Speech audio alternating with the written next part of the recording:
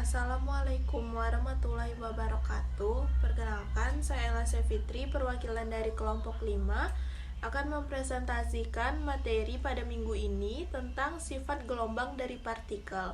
Sebelum itu, baiknya kelompok kami memperkenalkan diri terlebih dahulu. Saya sebagai moderator Elsa Fitri dan dua teman saya, Dinda Khairunisa dan juga Yayang Sri Resdi.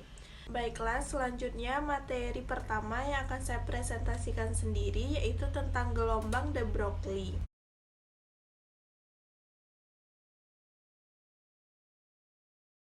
Lakukan sebagai partikel dan juga gelombang. Dengan menggunakan konsep teori dari radiasi benda hitam, de Broglie menunjukkan sebuah hubungan yang menyatakan momentum dengan panjang gelombang. Lanjut, persamaan tersebut diturunkan dari persamaan energi untuk foton dalam radiasi benda hitam. Energi suatu foton merupakan fungsi dari panjang gelombang dari foton tersebut. Di saat yang sama, momentum foton merupakan pembagian energi oleh kelajuan cahaya. Sekian dari saya. Selanjutnya akan dipresentasikan oleh teman saya Dinda Khairunisa tentang representasi gelombang de Broglie dan difraksi partikel. Assalamualaikum warahmatullahi wabarakatuh. Saya Dinda Khairunisa dengan NIM 19231115 akan membacakan tentang representasi gelombang de Broglie. Dengan menggunakan konsep dari teori radiasi benda hitam, de Broglie menunjukkan sebuah hubungan yang menyatakan momentum dengan gelombang panjang. Persamaan tersebut diturunkan dari persamaan energi untuk foton dalam radiasi hitam. Energi suatu foton merupakan fungsi dari panjang gelombang dari foton tersebut. E sama dengan H C per lambda atau E sama dengan P kali C. Di saat yang sama, momentum foton merupakan pembagian energi oleh kelajuan cahaya. Dengan demikian, panjang gelombang partikel atau de Broglie dinyatakan sebagai lambda sama dengan H per P sama dengan H kali M kali V. Massa benda ditunjukkan M dalam 1 SI kilogram, V menunjukkan kelajuan benda M per S. Lambda merupakan panjang gelombang M dan H merupakan konstanta Planck yang diperoleh dari hasil percobaan. Selanjutnya, difraksi partikel.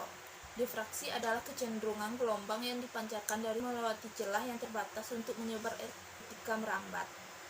Davison dan Gardner melakukan suatu eksperimen dengan menembakkan elektron berenergi rendah yang telah diketahui tingkat energinya, kemudian ditembakkan pada atom dari nikel yang diletakkan dalam ruang hampa.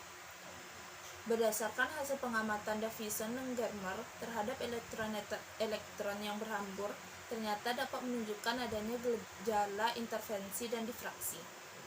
Dari hasil percobaan tentang efek fotolistrik, efek Compton dan difraksi elektron menunjukkan adanya dualisme sifat cahaya, yaitu cahaya dapat bersifat sebagai gelombang dan sisi lain cahaya dapat bersifat partikel. Terima kasih untuk Dinda Khairunisa. Materi selanjutnya akan dibacakan oleh Yayang Sri Resdi. Selanjutnya kita masuk ke dalam materi partikel dalam kotak satu dimensi. Partikel dalam kotak berarti terdapat suatu partikel yang benar-benar terperangkap dalam kotak dengan lebar tertentu, misalnya L.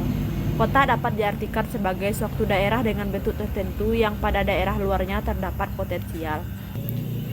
Dalam menentukan gambaran statistik sistem partikel, maka kita tinjau keadaan yang paling sederhana, yaitu suatu sistem dengan satu partikel dalam kotak satu.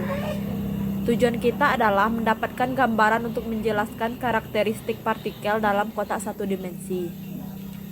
Dilakukan dalam kotak, karena dalam kotak aspek dimensinya justru akan memudahkan perhitungan lebih lanjut, walaupun dalam kenyataannya partikel tidak selalu berada di dalam kotak.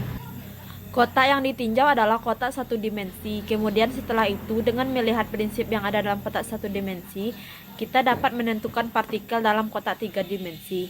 Dari sini dapat ditentukan harga fungsi energi berdasarkan variabel pada sistem yang terdefinisi. Syarat batas yang diberikan adalah partikel berada dalam kotak satu dimensi. Berarti partikel hanya ada pada daerah X kecil dari 0, kecil dari L besar dari 0, dan tidak pada batas X sama dengan 0 dan X sama dengan L.